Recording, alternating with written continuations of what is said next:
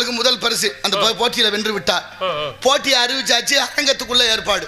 அரங்கம் குளிரூட்டப்பட்ட அரங்கம். அரங்கத்துக்குள்ள ஏற்பாடு பண்ணி தொடங்கியாச்சு போட்டியை. கைதட்டல் எல்லாரும் தட்டிக்கிட்டே இருக்காங்க. கொஞ்சம் கொஞ்சம் மாத்து கைதட்டல் குறைஞ்சிக்கிட்டே வருது. சரி, கழுதை தேஞ்சி கட்டரும்பாதுன்னு சொல்லுவாங்க. 5 மணி நேரம் இல்லையா? ஆமா, விளையாட்டா உடம்புல ஆரோக்கியம் தானே தட்ட முடியும். கொஞ்சம் தூரம் நடக்கவும் முடியல. இல்லை அப்போ என்னாச்சு, 5 மணி நேரமாக தட்ட முடியல. ஒரே ஒரு ஆள் மட்டும் தட்டிக்கிட்டே இருக்காரு. 5 மணி நேரம் பரிசு வென்றாச்சு. போட்டியில் வெற்றி பெற்றுட்டார். இப்போ மேடையில் அறிவிக்கிறாங்க, ஐயா ரொம்ப நேரமாக 5 மணி நேரம் சரியாக கை தட்டி முடிச்சிருக்கிறீங்க, அதனால உங்களுக்கு தான் பரிசு, முதல் பரிசு, நீங்கள் மேடைக்கு வாங்கன்னு சொல்லியாச்சு. மேடைக்கு வாங்கன்னா ஒருத்தர் தானே எந்திரிச்சு வரணும். 2 பேர் எந்திரிச்சு வந்தாங்க. இன்னும் எல்லாரும் ஆச்சரியமா பாக்குறாங்க. ஒருத்தர் தானே கை தட்டினாரு, 2 பேர் வர்றாங்களே. என்னன்னு பார்த்தா ஒருத்தருக்கு வலது கை இல்லை, ஒருத்தருக்கு இடது கை இல்லை. ஆளுக்கு ஒவ்வொரு கை இல்லை, ஆனாலும் நம்பிக்கை இருந்துச்சு. அந்த நம்பிக்கையில ஆளுக்கு ஒரு கையை சேர்த்து 2 பேரும் தட்டி பரிசை தட்டி விட்டார்கள். எப்படி இந்த நம்பிக்கை முதல்ல முக்கியம் இல்லையா? எல்லாரும் நம்பிக்கையோட தான் இருக்கிறேன். படுத்தா காலைல எந்திரிச்சிடுவோங்கிற நம்பிக்கை, கடன் வாங்கினா நாளைக்கு கட்டிடலாங்கிற நம்பிக்கை, கொடுத்தாலும் நாளைக்கு அவர் கொடுத்துருவாருங்கிற நம்பிக்கை. ஒரு காலத்துல நம்பிக்கை இருந்துச்சு. கடன் வாங்கினவங்க தான் பயப்பட்டாங்க. நீரிடை உறங்கும் ஜங்கு, நிழலிடை உறங்கு மேதி, தாரிடை உறங்கு வண்டு, தாமரை உறங்கும் செய்யால் அப்படின்னு ராமாயணத்துல ஒரு வெண்பா இருக்கு. கம்பர் பாடுறாரு, நீரிடை உறங்கும் சங்கு. தண்ணிக்குள்ள சங்கு நிம்மதியா தூங்குதான். தூக்கம் யாருக்கு வரும்? கவலை இல்லாத ஆளுகளுக்கு தூக்கம் வரும். இன்னும் சொல்ல போனா சந்தோஷம் அதிகமா இருந்தாலும் தூக்கம் வரும். வராது, தூக்கம் வராது. கவலை அதிகமா வந்துட்டாலும் தூக்கம் வராது. கடன் வாங்கினவங்க எல்லாம் கவலைப்பட்டாலாம் ஒரு காலத்துல. எப்படி கட்ட போறோமோ, தினமும் வேலை இருக்கணும், கொடுத்தவர் வந்தாருன்னா அப்படி பயமா இருக்குமே அப்படிங்கிற ஒரு பயம் இருந்துச்சு. அப்ப இப்போலாம் அப்படி இல்லை. கடன் கொடுத்தால்தான் பயப்படுது. கொடுப்பானோ கொடுக்க மாட்டானோ, ஆமா இவன் கேட்கறான் ஓயாம, இவன்கிட்ட கொடுத்துட்டு நம்ம எத்தனை நாளைக்கு அலைகிறது? வீட்டுக்கு போனா வீட்டுல பூட்டை கட்டி பூட்டை தொங்க போடுறேன். ஆமா, ஒரு வேலை அலைபேசின்னு ஒண்ணு வச்சிருக்காங்க, தொடர்பு கொண்டா தொடர்பு இல்லைக்கு வெளியே இருக்கன்னு சொல்றாங்க. எங்கிட்ட காசு அப்படின்னா கொடுத்தாலும் கவலைப்படுற நிலைமை மாறி போச்சு.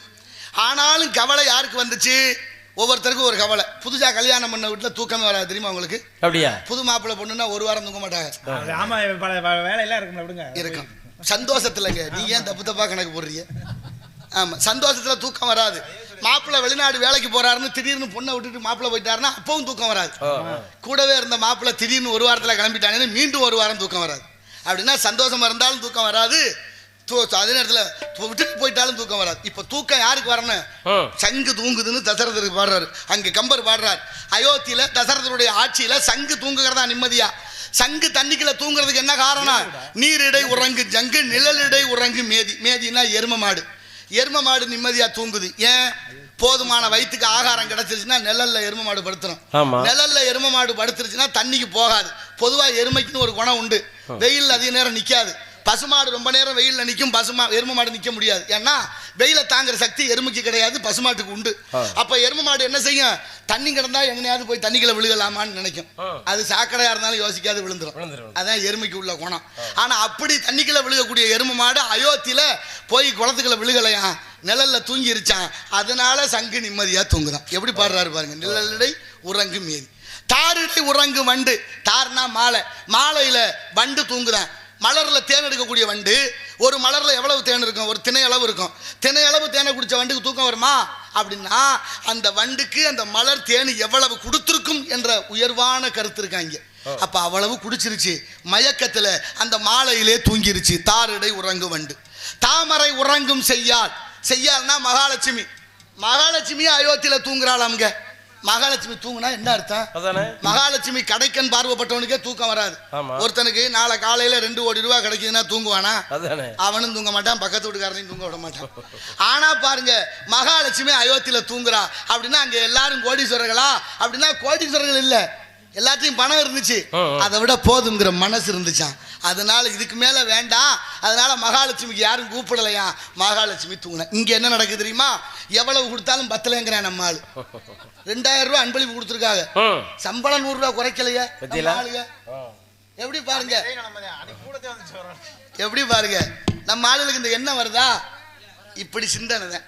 நான் நாடக உலகத்துக்கு வர்ற போது நான் 12:30 மணிக்கெல்லாம் நாரதர் வந்துடுவேன். 12:30 மணிக்கு 2024 2 மணிக்கு நாரதர் மேடைக்கு வர்றேன். பார்த்துக்கிட்டு தான் நீங்களும் இருக்கிறீங்க. என்ன நடக்குதுங்க? ஏன் இந்த கால தாமதம்? எதனால இது ஆகுது? யாராவது யோசிச்சிருக்கமா? என்ன சொல்ல முடியும்? என்ன விளக்க முடியும்? பாட்டும் பரதமும் மண்புள்ள நாடகமும் நாட்டுக்கு நல்ல பயன் தரும் என்றார் முன்னோர்கள். இருக்கா? கேளிக்கை வீடு கேளிக்கை கூத்துகளா ஆகி போச்சு நிலைமை. ஏன்னா இங்கேயும் இந்த பொறுக்கு, அங்கேயும் இந்த பொறுக்கு. யாராவது ஒருத்தர் தெளிவா இருந்தான்னு, உனக்கு வேலை இல்லையா, சும்மா இல்லையா, நாடகத்தை நடக்க முடியான்னு சொல்றது நாங்க. எப்படி இருக்கு நிலைமை? இப்படி எல்லாம் அத்தனை உள்ளதை பேசுனதுனால தான் எனக்கு ரொம்ப பகை அதிகம். எனக்கு பேச முடியும். இங்கே அவரை பற்றி தான் இப்போ சொல்ல நினச்சேன்.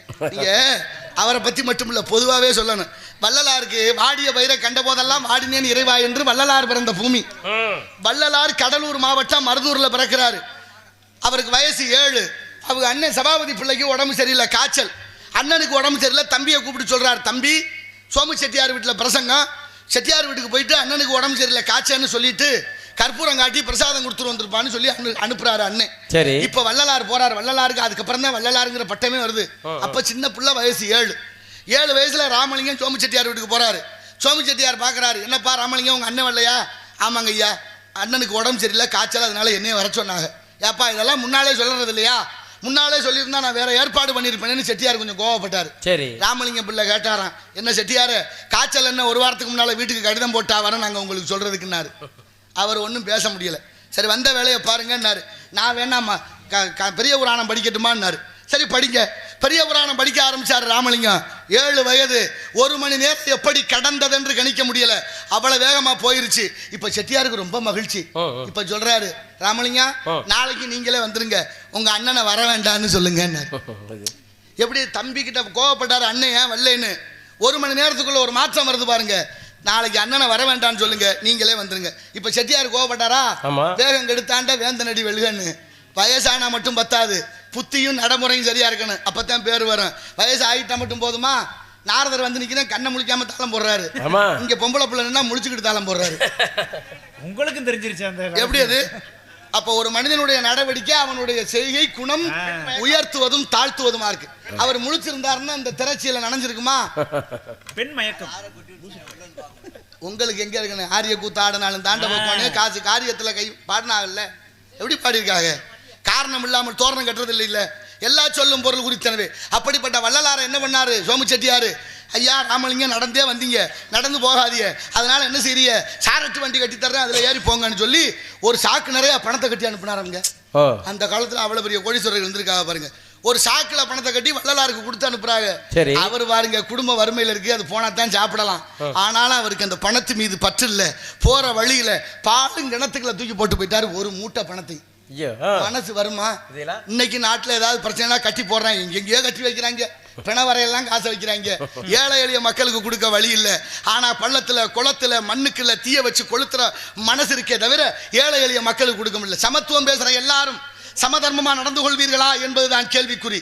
ஒரு மேடு ஒரு பள்ளம், மேடும் பள்ளமும் சமமாகணும்னா மேட்டுல 2 கூட மண்ணு போட்டா பள்ளத்துல 4 கூட மண்ணு போடணும். அதான நியதி. அப்பதானே சமமாகும். இங்க அப்படி இல்ல, பேச்சு தான் பேச்சா இருக்கு. ஏட்டு சுரக்கா கறிக்கு உதவாதுன்னு மேட்டுலையும் 2 கூட பள்ளத்துலையும் 2 கூட. மேடு மேடாவே இருக்கு, பள்ளம் பள்ளமாவே இருக்கு. யார் சரி செய்வா? யார் சரி செய்வா? எப்படி இருக்கு இந்த நாட்டினுடைய தட்டமும் திட்டமும்? ஒன்னும் சொல்றதுக்கு இல்ல. சட்டப்படி செஞ்சா தப்பு கூட செய்யலாம், அந்த நாடு கற்பிக்குது. எப்படி சட்டப்படி செஞ்சா தப்பு கூட செய்யலாம். ஊருக்குள்ள சீட்டாடுனா புடிச்சு கொண்ட உள்ள வைக்கும் காவல்துறை. ஊருக்குள்ள சீட்டாடுங்கன்னா புடிச்சு கொண்ட உள்ள வைக்கும். ஆனா சட்டப்படி ஆன்லைன் ரம்மின்னு அலைபேசியில நடத்திக்கிட்டு இருக்கிறேன். எத்தனை பேர் செத்து போனாங்க, இன்னும் தடை பண்ண வழி இல்லை. கேப்பியலா? வாய்ப்பு இருக்கா? நம்ம கண்ணத்துக்கு பெரிய இடத்து பொல்லாப்பு. அரமனை கோழி முட்டை அம்மிக்கல்ல உடைக்கும். நம்ம அதெல்லாம் தாங்குமா? நினைச்சு பார்க்கணும்ல என்னென்னலாம் நடக்குது, எது சரியா இருக்கு. முடவனை மூர்க்கன் கொன்றால் மூர்க்கனை முனிதான் கொல்லும், மடவனை வலியான் கொன்றால் மரணிதான் அவனை கொல்லும், தடைவரை முளை மாதைக்கு தரணியில் உள்ளோர்க்கெல்லாம் வலியனை அடித்த கோலும் உன்னையும் அடிக்கும் என்று விவேக சிந்தாமணி சொல்லுது. அத்தனையும் சொல்லி வச்சு என்ன செய்ய? படிக்கவோ அதை பின்பற்றவோ ஆள் இல்லை என்பதுதான் பெரிய வேதனைக்குரிய விஷயம். அத்தனை விஷயங்கள் இருந்தும் வள்ளலார் மேலே வழக்கு போட்ட உலகம். வள்ளலார் பாடிய திருவருட்பா தப்புன்னு வழக்கு. கடலூர் நீதிமன்றம். நீதிபதி யாரு? அன்னைக்கு வெள்ளக்காரன் ஆச்சு நம்ம நாட்டில். வெள்ளக்காரன் தான் நீதிபதி. வழக்கறிஞர் யார் தெரியுமா? முத்துசாமி ஐயர். வழக்கு நீதிமன்றத்துக்கு வந்துருச்சு. நீதிபதி உத்தரவு, வள்ளலார் நீதிமன்றத்துக்கு வரணும். மக்கள்லாம் பதறி போனாங்க. வள்ளலாரே நீதிமன்றத்துக்கு கூப்பிட்டாங்களே, ஆஹா அப்படின்னு ஊரே கூடிருச்சு. கூடி உட்கார்ந்துருக்கா அமைதியா, வள்ளலார் வரப்போறாருன்னு. வள்ளலார் உள்ள நுழைகிறாரு. வள்ளலார் உள்ள நுழைகிற போது எல்லாரும் எந்திரிச்சு நின்று கும்பிட்டாங்களாம். இந்த வழக்கு தொடுத்தாருல ஆறுமுக நாவலர், அவரும் எந்திரிச்சு நின்று கும்பிட்டுருக்கிறார். இதை பார்த்து விட்டாரு நீதிபதி. ஏயா நீ தான் அவருக்கு எதிரி, நீ தான் வழக்கு தொடுத்த, நீ ஏயா அவரை கும்பிட்டான்னு நீதிபதி கேட்கிறாரு. அவர் சொன்னாரா, என்னன்னு தெரியலங்க, அவர் வந்தோடனே என்னை அறியாம கும்பிட தோணிருச்சு, கும்பிட்டேன்னாரு. எதிரிக்கு கூட வள்ளலாரை பார்த்தோன்னே கும்பிட தோணி இருக்குல்ல, அதான் யதார்த்தம். இன்னைக்கும் சில பேரை பார்த்தா அண்ணே வாங்க நல்லா இருக்கலான்னு கும்பிடுறோம், கும்பிட தோணுது. இன்னும் சில பேரை பார்த்தா கும்பிடு தொலைக்கணும்னு தோணுது. பயத்திலே வச்சிருக்காங்களே. பயமுறுத்தியாவா வாழ முடியும்? நல்லா இருக்குமா? நினைச்சு பாருங்க. அப்ப வள்ளலார் பாடிய திருவருட்பா சரின்னு செய்தவர் யார் தெரியுமா? ஒரு இஸ்லாமியர். திருநெல்வேலி பக்கத்தில் இடரில்லாக்குடி என்ற ஊர்ல பிறந்த செய்குத்தம்பி சதாவதானி இஸ்லாமிய மகன்தான் மேடை போட்டு முழங்கி இந்த நாட்டில் திருவருட்பா உயர்ந்தது என்று சொல்லி காஞ்சிபுரம் ஏகாம்பரேஸ்வரர் கோயிலில் கூட்டிட்டு போய் பூரண கும்ப மரியாதை நடத்தப்பட்டிருக்கிறது. இது வரலாற்று சான்று. ஏத்துக்குமா நாடு? நடக்குதா இந்த உலகத்தில்? எல்லாம் ஏட்டு சுரக்கா கறிக்கதோங்கிற மாதிரியே ஒவ்வொன்று இருக்கு. அப்பேற்பட்ட வள்ளலார் பாடிய திருவருட்பா நல்லது. உடலுக்கு என்ன சத்தம்? அமைதியா இருங்க. அப்படி என்னன்னா வள்ளலாறு சென்னையில் இருக்கிற போது ஒரு பாதையில் எப்போதும் போவாராம். ஒரு நிர்வாண சாமியார் ஒரு திண்ணையில் உட்காந்துக்கிட்டு போற வர ஆளுகளை பார்த்து சொல்லிக்கிட்டே இருப்பானா, இந்த நாய் போகுது, இந்த நரி போகுது, இந்த மாடு போகுது, இந்த எருமை, இப்படியே சொல்லிக்கிட்டே இருப்பாராம். ஒரு நாள் வள்ளலார் புறப்படும் போது சீடர்கள்லாம் சொன்னாங்களாம், சாமி இன்னைக்கு இந்த பாதையில் போக வேண்டாம், நம்ம வேற பாதையில் போவோம். ஏன்னு கேட்டாராம். அங்கே ஒரு ஆள் உட்காந்துக்கிட்டு, ஒரு அம்மன சாமியார் உட்காந்துக்கிட்டு போற வர ஆளுகளை அசிங்கமாக சொல்லிக்கிட்டு இருக்கிறேன், நம்ம அந்த பாதையில் போக வேண்டாம்னு சொன்னாங்களாம். அவர் சொன்னாராம், அப்படிலாம் நினைக்காதீங்க, நம்ம அதில் தான் போகணும்னு. இப்போ வள்ளலார் அந்த பாதையில் வர்றாரு. இந்த எல்லாரையும் அசிங்கமாக பேசினார் பாருங்க. அவர் இருக்கிறத தாண்டும் போது அவர் சொன்னாராம், இதோ மனிதர் போகிறாருன்னு. அது வரைக்கும் எல்லாரும் என்னென்னமோ சொன்ன அந்த சாமியாரு வள்ளலார் போகும்போது இதோ மனிதர் போகிறார் என்றாராம். அப்படி மனிதர்களும் மனிதராக, மனிதர்களும் மாணிக்கமாக, மனிதர்கள் தெய்வமாக வாழ்ந்த மகான்கள் நமக்காக விட்டு சென்ற எண்ணற்ற இலக்கியங்கள், இதிகாசங்கள், புராணங்கள் அத்தனை இருக்கு, நடைமுறை கருத்துக்கள் எல்லாம். அதையெல்லாம் அள்ளி தெளிப்போம். பிறக்கி கொள்பவர்கள் எடுத்துக்கொள்ளணும். வடை கடை விரித்தேன் கொள்வாரில்லை என்பார்கள். அந்த வகையில் கடைசியாக அந்த அம்மன சாமியாரே அந்த இடத்தை விட்டு போக வச்சுட்டார் ஐயா. அம்மா அப்படின்னா என்ன சொல்லியிருப்பாருன்னு நம்ம யோசிக்கணும். அவ்வளோ உயர்ந்த சிந்தனையும் தத்துவமும் கருத்துக்களை நமக்குள்ள உண்டு. அப்படிப்பட்ட உயர்ந்த நாடு தமிழ்நாடு. அந்த தமிழை போற்றுவோம். இந்த இடத்தின் சிறப்புகளை பார்க்கின்ற பொழுது எல்லாத்துக்கும் ஒரு காரணம் இருக்கு இல்லையா? காசா லேசா, காசா லேசா, காசா லேசா. காசு இருந்தா தாண்டாதம்பி நாடு மதிக்கும், காசு இல்லாதவனை கழுத கூட எட்டி உதைக்கும். கையில வாங்கினேன் பையில போடல, காசு போன இடம் தெரியல, காதலி பாப்பா காரணம் கேப்பா, ஏது சொல்வதென்று புரியல என்று ஒவ்வொருத்தரும் அவரவர் அறிவுக்கேற்றபடி பாடி இருக்கின்றார்கள். எங்கே தேடுவேன் பணத்தை, எங்கே தேடுவேன் ஒருத்தர். காசே தான் கடவுளப்பா, அது கடவுளுக்கும் தெரியும்னார் ஒருத்தர். இடையில ஒருத்தர் சொன்னார், பணம் என்னையா, பணம் குணம் தானையா நிரந்தரம். இருந்ததா? பணம் பந்தியிலே குணம் குப்பையிலே என்றாகிவிட்டது. இருந்தாலும் இந்த இடத்தின் சிறப்பிலே உங்கள் முன் நாரதனுக்கு அன்பு அண்ணன் கவிராஜ் அவர்களை பாராட்டி கொண்டுலாவைச் சேர்ந்த ஆட்ட உரிமையாளர் அன்பு தம்பி அவர்கள் 200 அன்பு சொல்லார். அன்பளிப்புலையும் மரியாதைக்குரிய அண்ணன் அவர்களுக்கு நன்றி, உளமார்ந்த வணக்கம் வணக்கம் வணக்கம். பணம் பந்தியிலே குணங்குப்பையிலே இதை பார்த்து அறிந்து நடக்காதவன் மனிதன் இல்லை, பிழைக்கும் மனிதன் இல்லை. பணம் பந்தியிலே குணங்குப்பையிலே இதை பார்த்து அறிந்து நடக்காதவன் மனிதன் இல்லை, பிழைக்கும் மனிதன் இல்லை. பணம் பந்தியிலே குணங்குப்பையிலே ஒன்னும் தெரியாதாலும் பணம் இருந்தாலே அவனை உயர்த்தி பேச மனித கூட்டம் நாளும் தப்பாதே. ஒன்னும் தெரியா ஆளானாலும் பணம் இருந்தாலே அவனை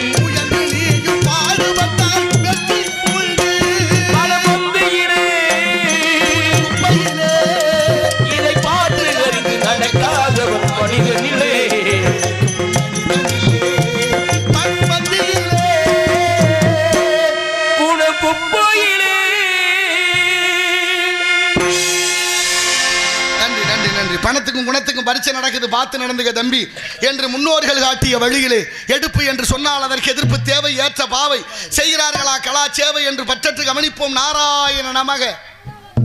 ஆலோலம் சோ வள்ளி இங்கே காவல் காத்துக் கொண்டிருக்கிறார். 12 ஆண்டு கால தவம் கந்த பெருமான் இங்கே குடிகொண்டிருக்கிறார்.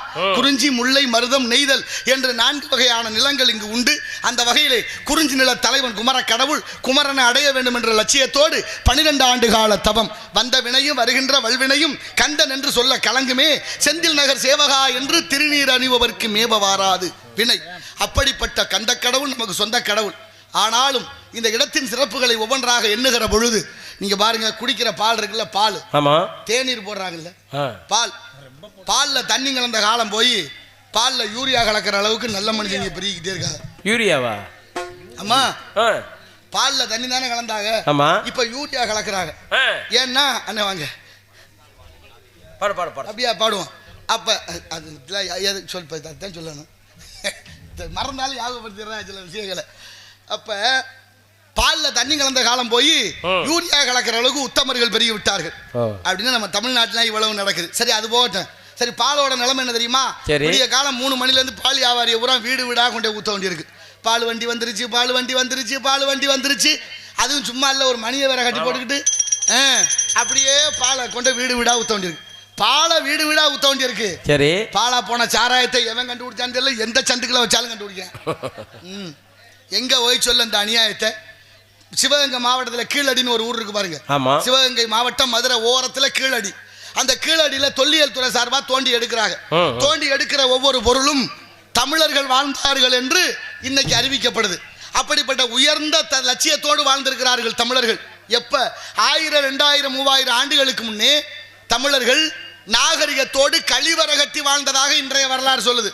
ஏன்னா அறிவார்ந்த தமிழ் சமூகமே இன்னொரு 2 வருஷம் 3 வருஷம் இல்ல, 100 வருஷம் 200 வருஷம் கழிச்சு இந்த பூமியை எங்கேயாவது ஒரு இடத்துல தோண்டினா ஆதாரமா நமக்கு வரலாற்று சான்றா என்ன கிடைக்கும்? சாராய போத்தல் தான் கிடைக்கும். பாட்டில் தான் இருக்கும். எப்படி இருக்கு நிலைமை? கம்மாக்கில பாட்டில், கரையில பாட்டில், வயலுக்குள்ள பாட்டில், வரப்புல பாட்டில், சாலையில பாட்டில், பாலக்கட்டையில பாட்டில், வீட்டுக்குள்ள பாட்டில், வெளியில பாட்டில், கோயிலை சுற்றி பாட்டில், நகராட்சி பேரூராட்சி கழிவறை பூரா பாட்டில். பேருந்து நிலையங்களில் போய் பாருங்க, அதுக்குள்ள போக முடியுதான்னு பாருங்க எவ்வளவு கொடுமைன்னு. அப்படி பாட்டில் கண்ட இடத்துல போட்டு உடைச்சி வச்சு இந்த மண்ணு கால் வைக்க நீதி இல்லை. குடிங்க, உங்களை குடிக்க வேண்டாம்னு சொல்ற தகுதியோ உரிமையோ எனக்கு இல்லை. ஆனா உங்கள்கிட்ட உங்க காலை தொட்டு கேட்டுக்கிறேன், இந்த போத்தலை கண்ட இடத்துல போட்டு உடைக்காதீங்க. நாளைக்கு நீங்க மிதிக்கலாம், உங்க உறவினர்கள், சொந்த பந்தம், தாய புள்ள, அக்கா தங்கச்சி யாரோ ஒருத்தர் மிதித்தால் விளைவு என்னாக நினைச்சு பார்த்தோமா? நம்மளை விடுங்க. ஆடு மாடு நடக்க நீதி இருக்கா? நேத்து ஒரு பையன் சின்ன பிள்ளை ஒரு போத்தலை மேலே தூக்கி போட்டு இன்னொரு போத்தல்ல அடிக்கிறான், செதறி விழுகுது. செதற கண்ணாடி துண்டு கண்ணில் விழுந்தா கண்ணு பழுது. இது நல்லா தெரியும். ஆனாலும் யாருக்கும் அதை பத்தி கவலை இல்லை. இந்த நாட்டில் தான் ஆம்பளையும் குடிக்க ஆரம்பிச்சாச்சு, பொம்பளையும் குடிக்க ஆரம்பிச்சாச்சு. சரி, ஆணும் பெண்ணும் குடிக்கிறதோட நிறுத்தியிருக்கான்னா அதுவும் இல்லை. பள்ளிக்கூடத்துக்கு போற மாணவ மாணவிகள் சீருடையோடு குடித்து விட்டு பேருந்து நிலையங்களிலே மயக்கமுற்று விழுகிறார்கள். எல்லாருக்கும் தெரியுது தானே, எல்லாருக்கும் புள்ள ஊட்டி இருக்கு, எதிர்காலம் இருக்கு, குடும்பம் இருக்கு. அதை பத்தி யாருக்காவது கவலை இருக்கா? நினைச்சு பார்த்தோமா? டாஸ்மாக்னு பேரு. டாஸ்மாக்னா என்ன அர்த்தம்? நுகர்பொருள் வாணிப கழகம்னு அர்த்தம். நுகர்பொருள் வாணிப கழகம்னா என்ன விற்கணும்? அரிசி பருப்பு உணவுப் பொருள் விற்கணும். அரசாங்கமே சாராயம் விற்கிது. மது நாட்டுக்கு வீட்டுக்கு உயிருக்கு கேடுன்னு எழுதி வச்சிருக்கான். ஆனாலும் அதைத்தான் விற்கிறோம் அரசாங்கம். பக்கத்தில் காவல்துறை ஒரு விளம்பரம், போதை இல்லாத தமிழகத்தை உருவாக்குவோம். எதிர்காலத்தில் நாட்டில் போதை இல்லாமல் இருக்கணும்னு அவங்க விளம்பரம் வேற. இது என்ன கூத்துன்னு எனக்கும் புரியலை. நமக்கு என்னத்துக்கு பெரிய இடத்து பொல்லாப்பு, அரமனை கோழி முட்டை அம்மிக்கலை உடைக்கும். ஆனாலும் இந்த நாடு மக்களும் தரிகட்டு போறது கண் முன்னே தெரியுது. அதை பத்தி கவலை இல்லை. ஆனாலும் இந்த நாட்டில் தமிழ் சங்கம் வச்சு வளர்த்தாங்கல்ல மதுரை என்பது, தமிழுக்கு சங்கம் வைத்த மதுரை, அங்க ஒரு கதை நடந்திருக்கு தெரியுமா? என்ன? அரசு மதுபான பார் பெண்களுக்கு திறந்திருக்காங்க. ஆண்களுக்கு இல்ல, பெண்கள் மட்டும் குடிக்கலாம். அப்படின்னா என்ன அர்த்தம்? வீட்டுக்கு ஒரு பொம்பளை குடிக்க அனுப்புங்கன்னு அர்த்தம். காய்ச்சி வித்தா கள்ள சாராயம், அரசாங்கம் வித்தா நல்ல சாராயம். என்னத்தை போய் சொல்றது? நாளைய தலைமுறை வாழ்வதற்கு வழி இல்லை. நிறைய பிறப்பு சதவிகிதம் குறைந்து விட்டது. ஒரு நேரம் 10 புள்ள 20 உள்ள பிறந்துச்சு. நாட்டில் குடும்ப கட்டுப்பாடு மையம் கொண்டு வைத்திருந்தார்கள். ஆனா இன்னைக்கு குடும்ப கட்டுப்பாடு இல்லை, தானா கட்டுப்பாட்டுக்கு வந்துருச்சு. குழந்தை பிறப்பதில் சட்ட சிக்கல் வந்து விட்டது. அதுக்கெல்லாம் என்ன காரணம்னு நாளைய தலைமுறை சிந்திக்கணும். ஆனால் எங்க போய்கிட்டு இருக்கு இந்த நாடு மக்களும்? குடியாத்தம், வேலூர் மாவட்டம் குடியாத்தத்தில் ஒரு பொம்பளை பிள்ளை 17 வயது தூக்கு போட்டு இறந்து விட்டாள். தூக்கு போட்டு இறந்த குழந்தை ஒரு கடிதம் எழுதி வைத்திருந்தால், எங்க அப்பாவை குடிக்க வேண்டாம்னு சொல்லுங்க, எங்க அப்பா குடிக்காம இருந்து என் குடும்பம் மகிழ்ச்சியாக இருந்தால் என் ஆத்மா சாந்தி அடையும், எங்கள் அப்பாவை குடிக்க வேண்டாம்னு சொல்லுங்கன்னு எழுதி வச்சுட்டு இறந்தால் ஐயா, இந்த பாவமெல்லாம் உங்களை சும்மா விடுமா? திட்டம் எதற்கோ வகுக்காம குடிக்கிறதுக்கும் குடிக்கிறத விற்கிறதுக்கும் திட்டம் வகுத்துக்கிட்டு இருந்தா உலகத்தில் உள்ள அதிபுத்திசாலி கூட இங்கே தான் இருக்காங்க. தெரியுமா உங்களுக்கு? காலையில் வெள்ளனையை குடிக்கிறவங்கள குடிகாரன்னு சொல்லப்படாதான். அவருக்கு நெஞ்சு வெடிச்சிருமா? சரி, ஒன்றும் சொல்றதுக்கு இல்லை. சரி, குடிகாரன்னு சொல்லக்கூடாது, பேர் ஒன்று வச்சுட்டியே மது பிரியர்கள்னு. நான் கேட்குறேன், சின்ன பிள்ளையெல்லாம் கெடுக்கிறாங்களே காமாதர்கள், அவங்களெல்லாம் காம பிரியர்கள்னு சொல்லுவீங்களா? என்னையா நடக்குதுங்க? நாம கண்ணத்துக்கு பெரிய இடத்து பொல்லாப்பு சொன்னா கேட்கணும்ல. இப்படி எல்லாம் இந்த உலகத்தின் நியதிகளை நடந்தாய் வாழி காவேரி. காவேரியில தண்ணி இல்லை, கடமட ஊராம் பட்டு போச்சு, விவசாயி நாளுக்கு நாள் சாகுறேன். காவேரியில தண்ணி கேட்டு போராடுனா கர்நாடகாக்காரன் நம்ம நாட்டு முதலமைச்சரை தூக்கில் தொங்க விடுறேன். அதோட விட்டாலும் பரவாயில்ல, 8 கோடி மக்களால் தேர்ந்தெடுக்கப்பட்ட முதலமைச்சரை பாட கட்டி தூக்கிட்டேன். ஒரு வயலும் வாயை திறந்து அதை பத்தி ஒரு கண்டனம் அறிக்கை. வாய் சவிடாலு, என்ன அரசியல் இதெல்லாம்? சரி, வைங்க 2. நடந்தாய் வாழி காவேரி,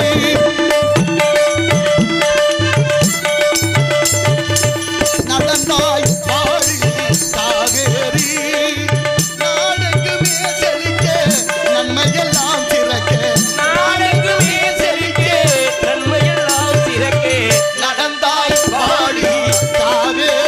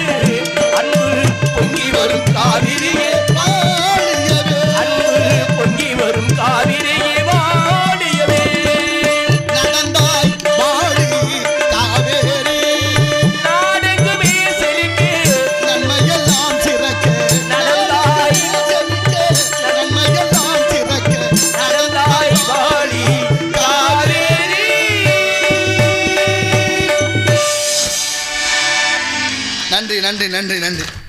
100% சக்கரை நோய் வந்துருச்சு. சக்கரை நோய் மனதளவில் உள்ளத்தை பாதிச்சிருது. மனசு பாதிக்கப்பட்டாலே போச்சு. மனசு உடஞ்சிட்டா சில பேர் நல்லா இருக்கிற மாதிரியே இருப்பாங்க, கிறங்கிடுவாங்க. கண்டிப்பா மனது கவலை வந்துட்டா கிறக்கம் வந்துடுதுல. அதை விட மோசமா இருக்குங்க இந்த சக்கரை. பொல்லாத வயவிட்டா இருக்கே, 100% வந்துருச்சு. சக்கரை நோய்க்கு மருந்து மாத்திரை கொடுக்க மருத்துவர் என்ன சொல்றாரு தெரியுமா? காலையிலையும் சாயந்தரமும் நடங்கிறார். பச்சை பிள்ளைகளுக்கெல்லாம் வந்துருச்சுங்க. பெரிய கொடுமையா இருக்கு இந்த நாட்டில். சரி, அரசாங்கம் இறக்கப்பட்டு பாமர மக்கள், ஏழை எளிய மக்களுக்கு காசு பணம் இருக்காது, இலவசமா மாத்திரை கொடுப்போம். அரசு மருத்துவமனை மூலமா மாத்திரை கொடுக்குறாங்க. அந்த மாத்திரையை வாங்க நோட்டோட நிக்குது என் தாய்மார்கள் பெரியவங்கள்லாம். மாசம் ஒரு தடவை அந்த வரிசையில் நின்று பார்க்குறவங்களுக்கு தான் தெரியும் இந்த வேதனை. சொல்லுவாங்கல்ல, தலைவலியும் காய்ச்சலும் தனக்கு வந்தா தான் தெரியும். அந்த வரிசையில் நின்று அந்த மாத்திரையை வாங்கும்போது அங்கே படுத்துகிற பாடு. சோறு திங்கிறியோ இல்லையோ மறக்காம மாத்திரையை போடு. காது கேட்காது, கண்ணு தெரியாது, வயதான பெரியவர்கள் நிற்பாக, பக்குவமாக சொல்லணும்னு மனசு இருக்கான்னு பார்த்தா அங்கே தான் கோபம் பூரா வருது. அவங்க படுத்துகிற பாடு. இங்கே போ அங்கே போ அலக்களிப்பு. ஆனாலும் மாத்திரையை கொடுக்கும்போது சோறு திங்கிறியோ இல்லையோ மாத்திரையை மறக்காம திங்க சொல்றாங்க. ஆமா. நானும் கேட்கிறேன், ஒரு 6 மாசம் 1 வருஷம் 2 வருஷம் மாத்திரையை தொடர்ச்சியா சாப்பிடுவோம், மாத்திரையை தின்னா 2 வருஷத்துல சரியா போயிரும்னு சொல்றாங்களா? இல்ல இல்ல என்ன சொல்றாங்க? சாகுற வரைக்கும் நீங்க சொல்றாங்க. சாகுற வரைக்கும் நீங்கிறதுக்கு ஐயா மருந்து மாத்திரை, சாகுதான் எப்போ வேணாலும் வருமே, அப்புறம் என்னத்துக்கு மருந்து மாத்திரை? அதான்